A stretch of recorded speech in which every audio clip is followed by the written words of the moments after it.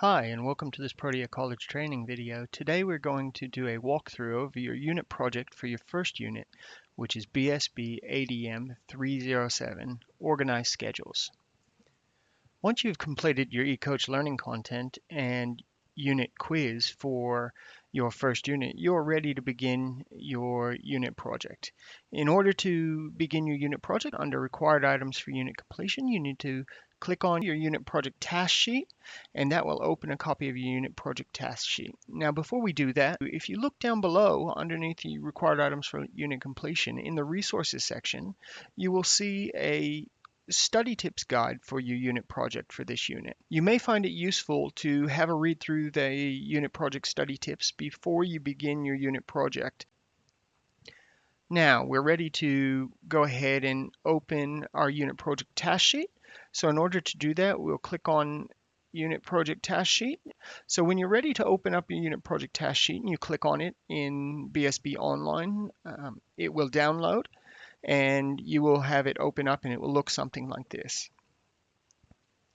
Now, to complete your unit project task sheet, once you've downloaded this document, all you need to do is go in and answer the questions below each question here on the document itself. You don't need to create another document or do anything differently unless you would prefer to do that.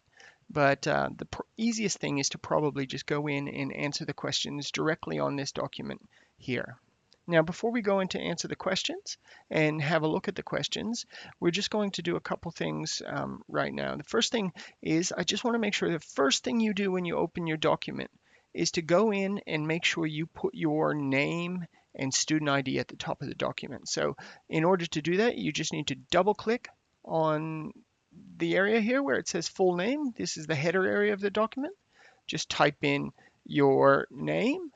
So I'll type in Steve and Protea, and then type in your student ID as well. And then once you're done with that, all you need to do is close that, and it will now list that at the top of each page. Now again, before you go in and begin your unit project, it would be really helpful to make sure you go ahead and read through the objectives here and the instructions carefully, because there's a lot of information there that can help you as you begin. So we'll just look at the objective. It says the objective of this project is for you to provide further evidence of your ability to organize and manage schedules or meetings or appointments and etc. So the whole purpose of this unit is to help you to understand how to organize schedules appropriately, to prioritize your time, to manage your time well. And so this unit project is all about demonstrating that. All right, now we're ready to begin looking into the questions in this unit project. All right, so for the first question, you're given a scenario. Please make sure to read through the scenario carefully. It will give you all the information you need to complete your task. Now that you've read through the scenario, let's look at your task for this question. Your task for this question is to go ahead and go in, and we need you to create an email or compose an email to send out to notify the attendees to the training session, as well as the session trainer and depot manager of the changes that have taken place. So what you're going to want to do is to go into your own email provider, whatever that might be, like so, and you need to go ahead and complete this email. You were actually admin for Walters Warehouse and you are going to be sending out the information. Now, please make sure to address it to the right people, whether it be in the to address bar, the people who it's going to, or whether you're just needing to copy in people for information. Make sure you put those in the right place. Make sure you give it a title appropriately. And then in the body of the email, you will need to communicate the appropriate information in such a way that the people attending the training session are going to know that there's been a change of details and that they understand everything they need to know so they can attend appropriately. So here you might consider using things like typography. You might consider using additional highlighting, email layout, lots of different things. But whatever you do, you want to make sure that the information that needs to be communicated stands out. Now, when you're done with it, we need to see a copy of that. You're not actually going to send it, but we need to see the evidence that you have completed that email and that all the information in there is appropriate. So you can take a screenshot. There are a number of different ways you can do that. If you're using an Apple computer, the easiest way to do a screenshot is by pressing Command Shift 4, and that will allow you to choose the screen size or the area that you want to take a screenshot of, and then you'll just need to insert it into your unit project task sheet. If you are using a PC, then on your keyboard you should have a button that says Print Screen, and you can go ahead and select that. It'll save a copy of that image, and then you can go in and edit that image however you want, crop it if you need to, and then insert a copy of that into your unit project task sheet as well. All right, let's go back to the unit project task sheet and have a look at that. So that's question one. Question one's relatively simple as long as you make sure you include all the information. Now we're moving on to question two. In question two, what we're asking you to do is to create some appointments. In order to create these appointments, we need you, as the instructions say, is to choose an online or electronic diary. You can use your Microsoft Outlook calendar, an Apple iCalendar, or Google Calendar, and we need you to create the 5 appointments that we give you the information for below that. So we want you to go in and do that. If you are not sure how to do that, again, please refer back to the study tips guide that is included in bsbonline.com to have a look. We give you some links to some videos that will help you to learn how to do that in your particular calendar program, whatever it might be. Once you have created those meetings or appointments, what we want you to then do is go ahead and take a screenshot of each individual appointment. So in order to do that, again, let's look at what an appointment looks like in Outlook for Mac.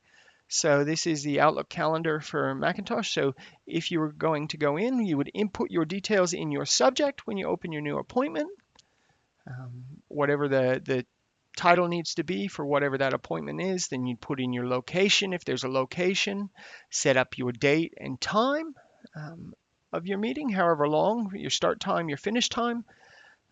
If you need to have a reminder or a recurrence in there or any other additional information, you need to put that in there. You can also put information in the body of the appointment itself as a note, which will help you. Once you have completed that appointment, before you save and close that appointment, the next thing you're going to want to do is, again, take a screenshot of that individual appointment so that we can see that you've put in all the information that needs to be there. You're going to go ahead and do that for each one of the appointments we've given you information on. Please make sure you do that. And then the last screenshot we want to see for this question is a weekly view of all the appointments in your calendar. So you'll need to go in and look at your calendar again, and we want to see a weekly view of what that calendar looks like. So you'll have your weekly calendar with all of your appointments set up in it. So you'll want to go and make sure you go ahead and do that. Once you've done that, you're completed question two. Question two is all done. The next question, question 3, we're giving you another scenario. In this scenario, you're given a situation where one of the attendees of that meeting has a disability. In this case, it's a hearing disability. And the task here is we want you to briefly explain what special arrangements need to be made in that meeting. So do you need to notify anyone prior to the meeting? What other things do you need to provide, and other information? So you can type that answer right in below the question and the task information. Please make sure when you enter information into a question like this to make sure it's at appropriate level. Complete sentences are important. Make sure it's clear. The information is concise, but everything that needs to be there is there. Once you've completed that, you can move on to question 4. Again, we give you another scenario in question 4. In this scenario, you're given 3 appointments that need to be set with your supervisor, what those appointments are for, and your task here in this question is to prioritize the appointments and to give us an explanation of why you put them in the order you put them in. Once you've completed your prioritizations and your explanations as to why, you have completed question 4.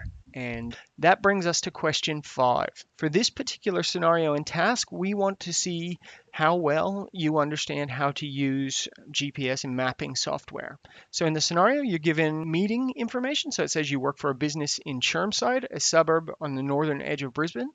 You need to attend a meeting in inner city Brisbane, right next to King George Square. We give you the start time and what day the meeting's on as well. And your task is to use mapping software. So you can use Google Maps, you can use Apple Maps, you can use whereis.com, whatever your preferred GPS software is. And you need to research 2 possible transport options. So it could be car, taxi, Uber, bus, train, whatever that might be. You need to look at the distance, the approximate travel time between starting point, Chermside, and your destination, King George's Square. And then we want you to go ahead and answer these questions. What transport method or route would you take to the meeting and why? How much time should you allow for travel between the 2 locations and why?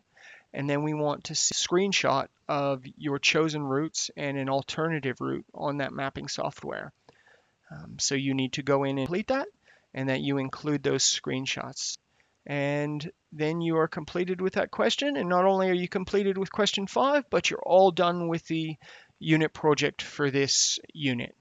Once you've completed the unit project for this unit, answered all the questions, the last thing we want you to go in and do is save your unit project as a PDF so that you can go ahead and submit it. Now, when you do save it, that PDF, it'd be helpful to make sure, and in the title of the whatever that PDF is or the assignment, please include your first name and last name, and include the unit it's for and what the submission is, so the unit project.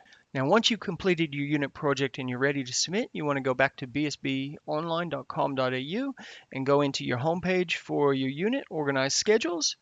And you'll see under the required items for unit completion, you have your unit project task sheet. Underneath that unit project task sheet, there's a button that says unit project submission. This is where you need to go to upload your unit project so that we can go in and mark it for you. So what you want to do is you want to come in here. Now you'll see here in our example that something's already been submitted. If nothing had been submitted here or graded in this particular unit project, in our example, you would have a space right here where you would need to go in and upload. So you'd click in here, a little arrow, and it would bring up a Windows Explorer or a navigation bar where you could go in and select wherever you've saved your file or files to submit them. So you would go in, explore, select where you've saved that file, come in. Once you've selected that, you'd click Save.